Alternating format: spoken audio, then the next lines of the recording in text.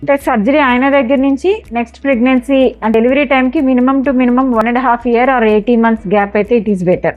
ఈ scar on the uterus indicates high risk pregnancy. అంటే like next time pregnancy వచ్చినప్పుడు chances of normal delivery ఎట్లా ఉంటాయి అని అంటే యూజువల్గా అంటాం కదా, ఒకసారి సి సెక్షన్ చేసిన తర్వాత నెక్స్ట్ టైం కూడా సి సెక్షన్ అయ్యేదానికి ఛాన్సెస్ ఎక్కువ వస్తాయని. అట్లనే same kind of principle applies here. When we are doing myomectomy that gives a kind of scar like previous C section scar లాగానే వస్తుంది. సి సెక్షన్ చేసే స్కార్ అయితే ప్రాపర్ పొజిషన్లో ఉంటుంది, అది నెక్స్ట్ టైంకి హీలింగ్కి కూడా చాలా బెటర్. మయోమెక్టమీ స్కార్స్ కూడా ఇట్ ఆల్ డిపెండ్స్, మనం ఎంత బాగా సర్జరీ చేసినాము, నెక్స్ట్ టైంకి ఎంత బాగా అది ప్రిపేర్డ్గా ఉందన్నది కూడా చాలా ఇంపార్టెంట్.